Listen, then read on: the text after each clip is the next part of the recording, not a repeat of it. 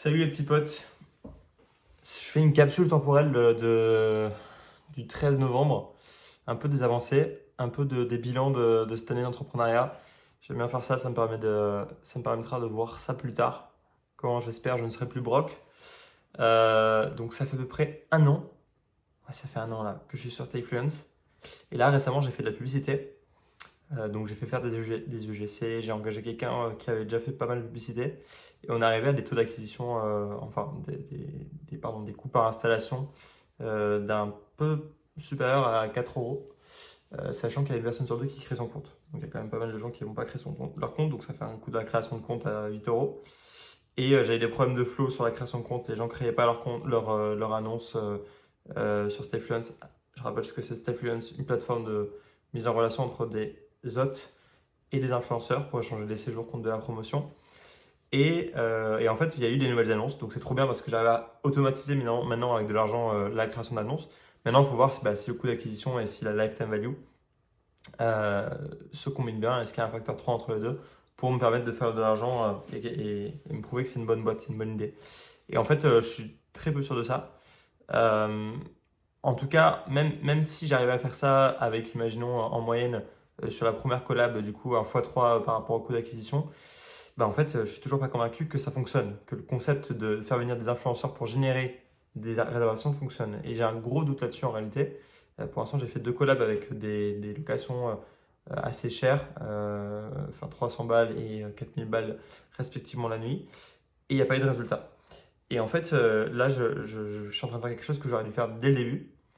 Je me suis lancé dans ce truc en me disant ça marche alors que je ne l'avais jamais testé. Et en fait, avec du recul, là, je me dis je suis un malade.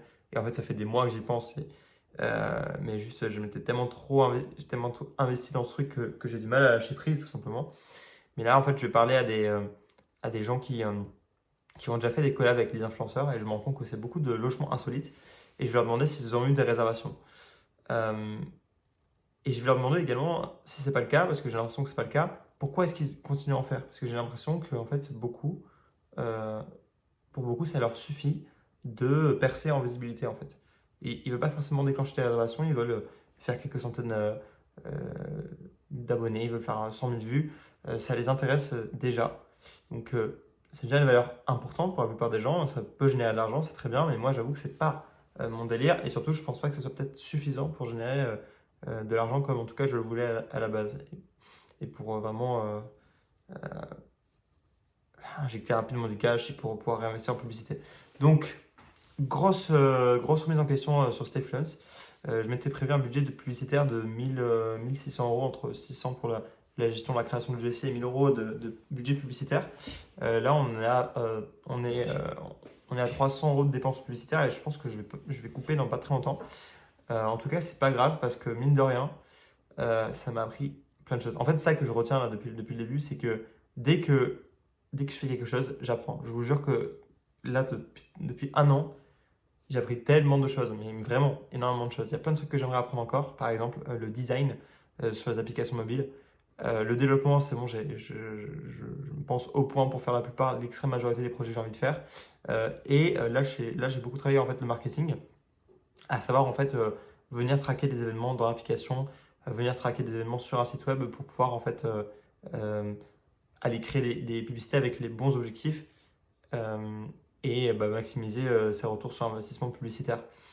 Et ça, j'ai envie de dire, maintenant c'est devenu le truc le plus important pour moi. Enfin, genre ma perception de, de la publicité, elle a énormément augmenté parce que en fait pour n'importe quelle boîte B2C maintenant j'ai l'impression que les seules choses utiles en tout cas qui prennent énormément de place, c'est la création de contenu et la publicité. Une fois que vous avez réussi à bien gérer ces deux trucs, en fait, c'est quasiment fini. Enfin, je veux dire, il reste toujours des choses à faire. Il restera de la relation presse à faire.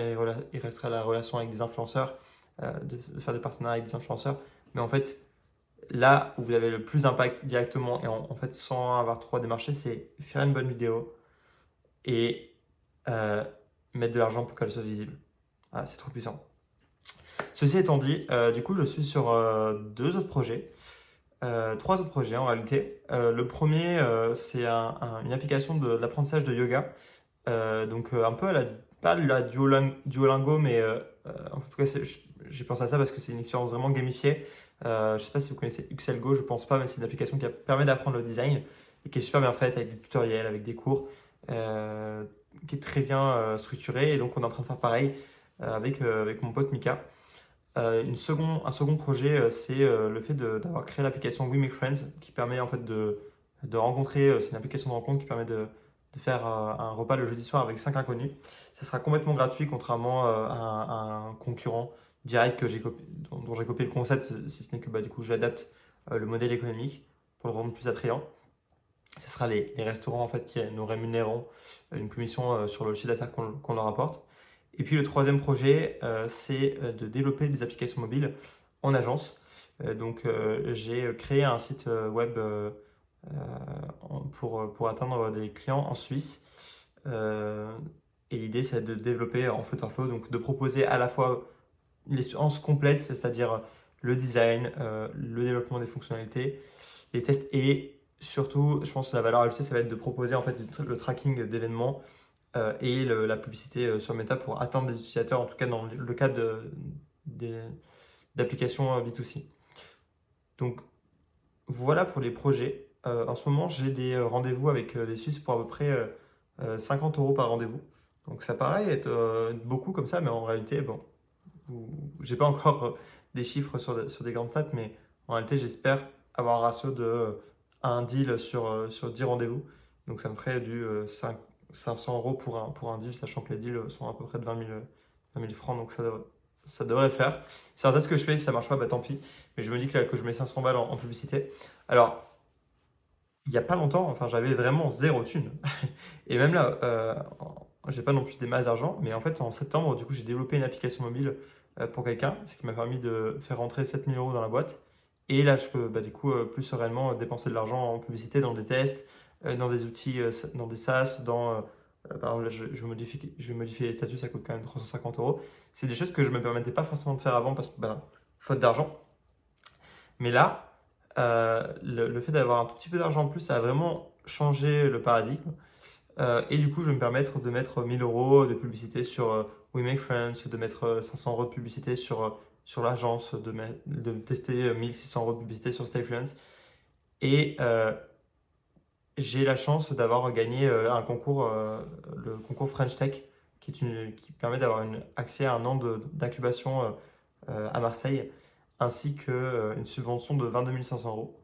Donc à partir de septembre, je vais pouvoir réinjecter que ça dans du développement mobile et donc en fait me payer un premier salaire, ce que je n'ai jamais pu faire là, jusqu'à présent. Donc ça va vraiment être une bouffée d'air. Ça fait un an que je ne me paye pas, que je vis sur d'autres revenus, sur des revenus locatifs. Et en fait là, je vais pouvoir dissocier, enfin je veux dire, réassocier mon travail entrepreneurial avec un revenu. Et ça fait extrêmement plaisir. Merci à la France de faire ça en vrai. Avant, j'étais un peu en mode, il y a un an, il n'y a pas trop d'aide pour les entrepreneurs. Et en vrai, il y en a. Je pense qu'il y a je connais pas bien l'étranger, mais et je me dis qu'à l'étranger, c'est pas du tout aussi simple d'aller choper une subvention. J'ai pas fait grand-chose, j'ai envie de dire, pour l'avoir. J'ai monté un dossier, mais ça a pris quelques heures. Après, j'ai monté des dossiers pour d'autres subventions que j'ai pas eues. Donc, évidemment, c'est des stats. Mais voilà, là, je suis plutôt bien pour cette année. Je pense que Stayfluence, ça va changer. Stayfluence, ça va changer. Je vais démarrer de nouvelles entreprises. Si c'est pas We Make Friends qui fonctionne, ce sera autre chose. Si l'agence ne fonctionne pas, je vais décider d'autres façons d'essayer de la faire fonctionner autre que la publicité, mais je ferai autre chose également. Et cette fois-ci, je suis plus serein. J'ai de l'argent pour pouvoir m'installer un peu où je veux. Et d'ailleurs, en parlant de ça, je pars à Bali, c'est quasiment certain en février et mars, comme c'est prévu. Ce sera peut-être pas sur le format que je voulais, c'est-à-dire avoir des influenceurs qui sont tous sur le même projet, dans une seule et même maison, mais ce sera bien sûr dans un environnement avec des entrepreneurs et dans un pays étranger certainement parce que je skip l'hiver. Donc voilà, tout s'annonce pour le mieux pour cette nouvelle année. Bilan après un an d'entrepreneuriat, parce qu'on est déjà à un an et 2 mois. Eh bien, j'ai appris plein de choses.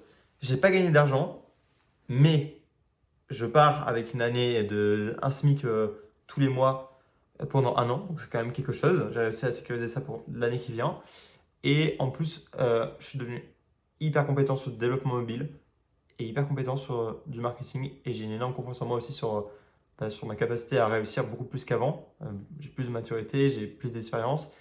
Et je parlais de publicité, mais en fait, il y a aussi d'autres choses. Par exemple, tout simplement l'emailing, et c'est quelque chose de formidable également. Je vais lancer des campagnes d'ici quelques jours. Je vais contacter 6500 dirigeants suisses pour essayer de leur proposer mes services de développement d'application. Et en fait, il y a encore plein de choses évidemment que j'ai à apprendre.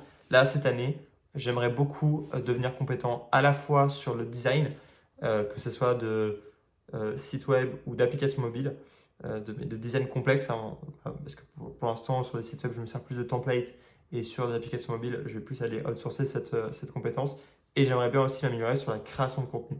Parce qu'aujourd'hui, je prends juste ma caméra en face cam pour faire des petites capsules de temps, mais j'aimerais créer un storytelling, j'aimerais prendre le temps de penser, enfin de filmer des rushs et d'essayer d'un peu, pas romantiser, mais en fait de construire quand même un récit autour de ce parcours entrepreneurial.